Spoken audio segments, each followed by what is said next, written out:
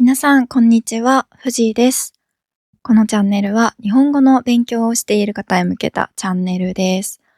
リアルな日本の文化や私の身の回りで起きたこと、日々感じたことなどをゆるくお話ししていきます。皆さんは映画好きですか？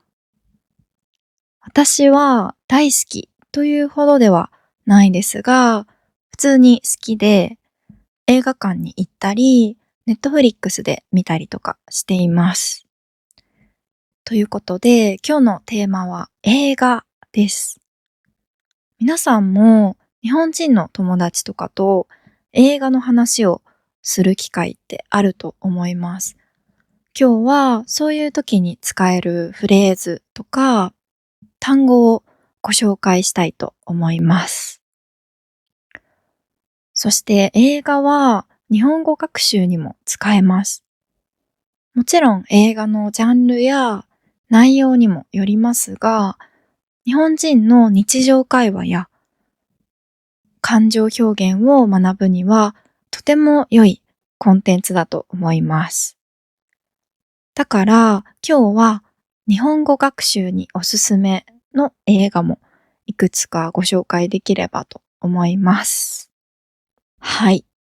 じゃあ、日本人と映画の話をするとき、どんなフレーズを使うのかというお話をします。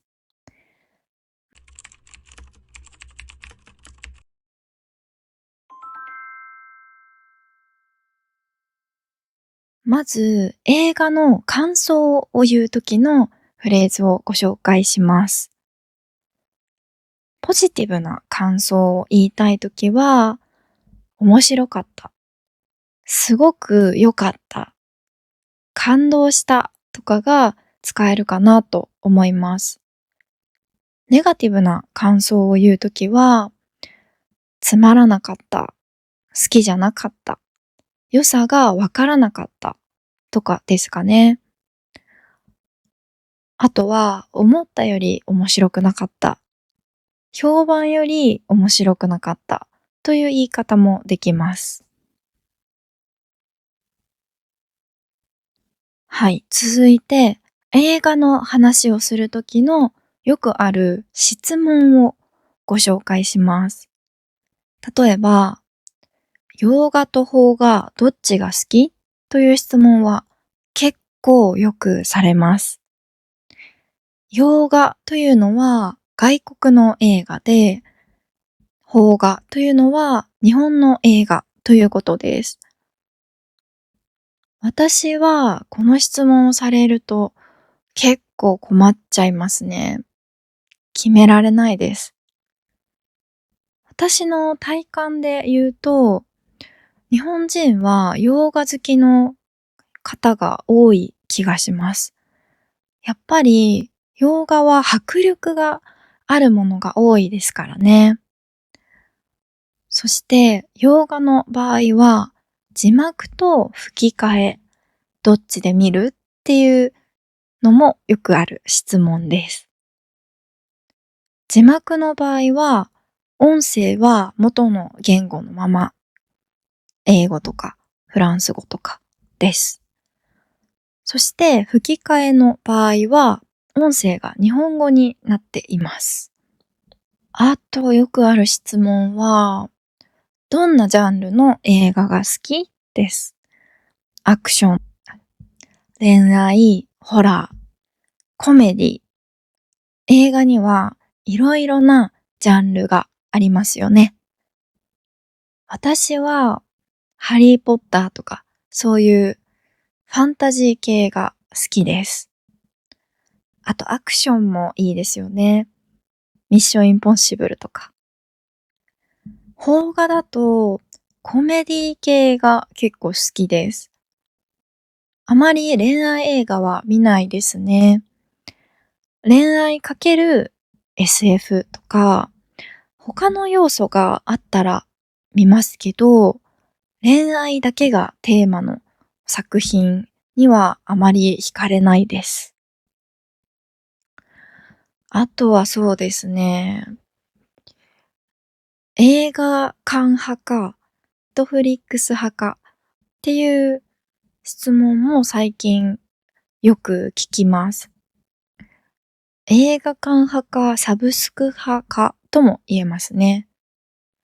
サブスクはサブスクリプションの略で、お金を払っている期間、サービスやコンテンツを利用できるようにするというビジネスモデルですね。私は今までサブスク派で、ネットフリックスで無料で見れるんだから、わざわざ映画館に行く必要ないじゃんって思っていたんですよ。でも、でもね、最近意見が変わりました。国宝っていう映画を映画館で見て、映画館で見る映画めっちゃいいってなったんですよ。ちょっと話ずれちゃうんですけど、国宝についてちょっと話させてください。すごく日本で話題になった映画で、かなり良かったので、ぜひ皆さんにも見てほしいです。日本の伝統芸能、歌舞伎をテーマにした作品なんです。私は、歌舞伎って何みたいな状態で見に行ったんですけど、全然楽しめました。感想としては、面白かったというよりも、すごかったっていう感じです。派手な演出があるわけではないんですけど、俳優さんたちの演技と映像の綺麗さで目が離せなくなります。そう。で、これすごく長いんですよ。確か3時間ぐらいあって、多分映画館じゃなかったら途中で見るのやめてたんじゃないかなと思います。映画館だとやっぱり没入感がありますよね。音も映像もダイレクトで届く感じがして集中できます。最近は 4DX とか目と音だけじゃなくて匂いや振動も楽しめる仕掛けもありますしね。あと、これを見るために来たんだと思って見るので、途中で見るのをやめるという選択肢はあまり出てこないですよね。でも家だとつまらないなと思ったら、すぐに見るのをやめて他の映画を見ることもできるし、映画じゃなくてゲームをしたり、本を読んだりっていうことが簡単にできちゃうじゃないですか。だから家だと映画を最後まで見るのはちょっとハードルが高いなと思います。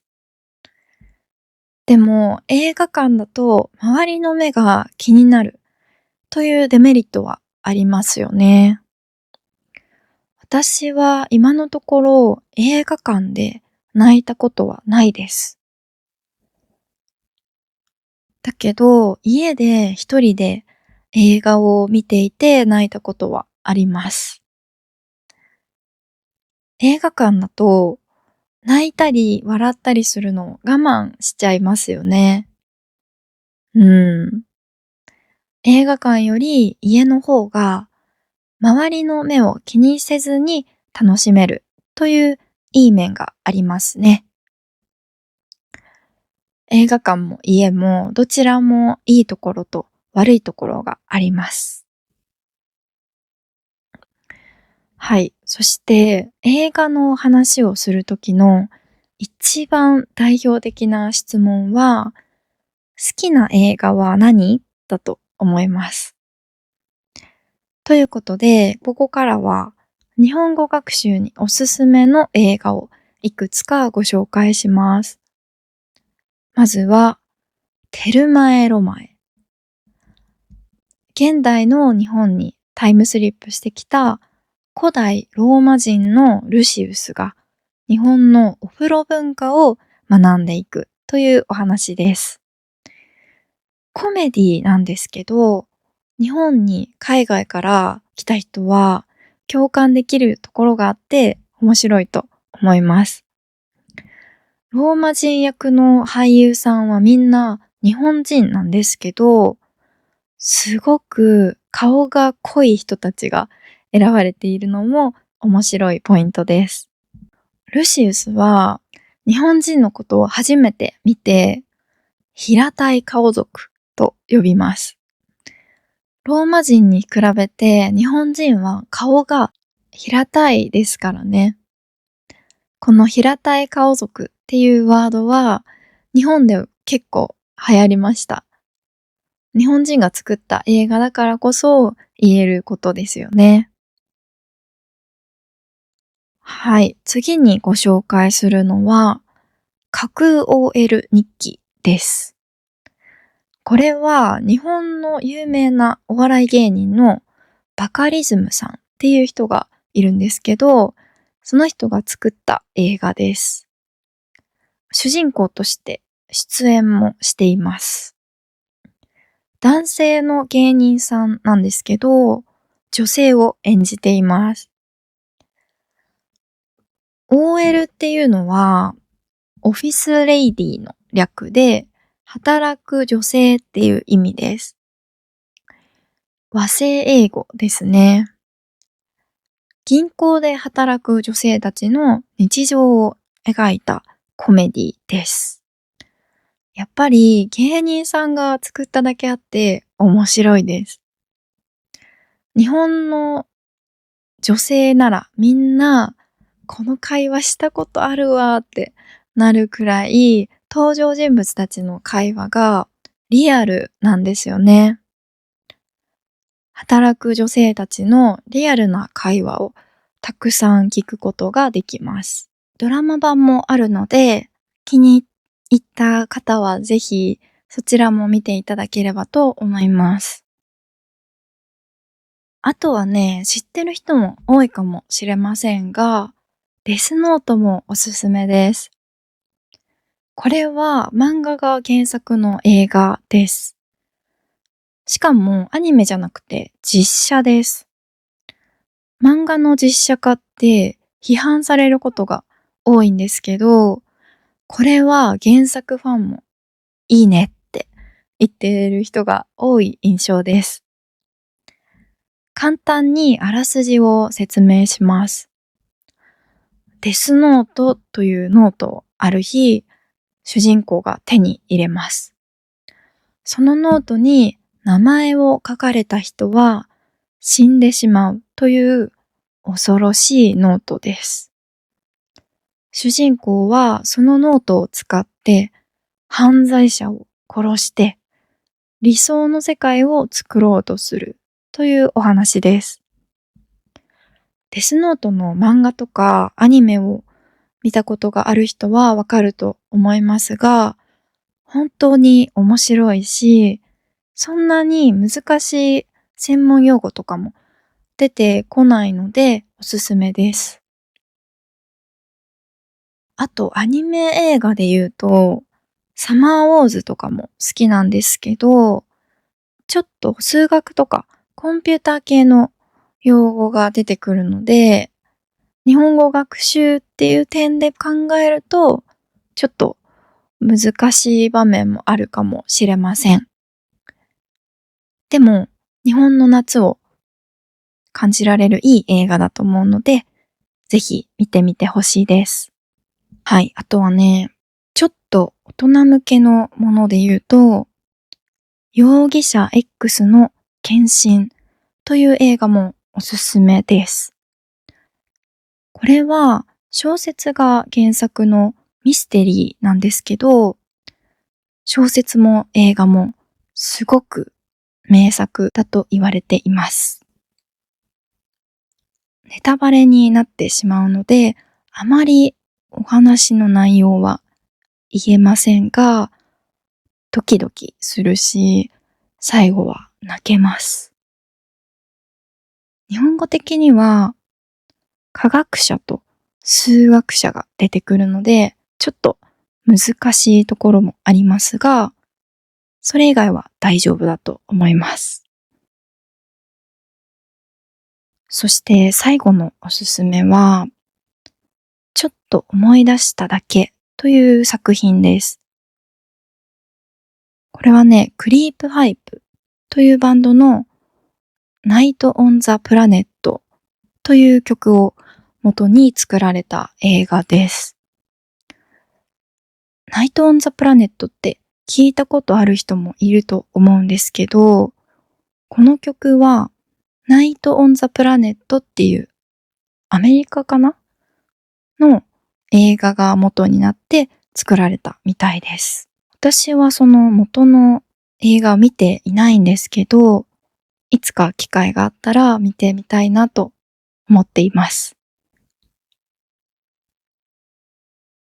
で、このちょっと思い出しただけという映画は恋愛映画です。さっき恋愛映画はあまり見ないというお話をしたんですが、これはクリープハイプさんが好きだったので見ました。あと、出てくる女優さんも好きな女優さんだったというのもあります。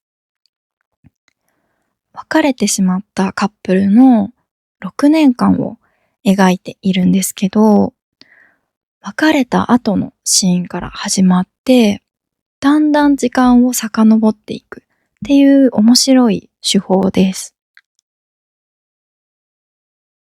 私はこの映画の世界観というか、雰囲気がとても好きなのでおすすめにあげました。日本語学習としてもね、男女が日常で使うような何気ない日本語のフレーズを学ぶことができるので、とてもいいと思います。はい。ということで、以上が私のおすすめです。ジブリ作品とかももちろんおすすめなんですけど、今回は有名すぎないものから選びました。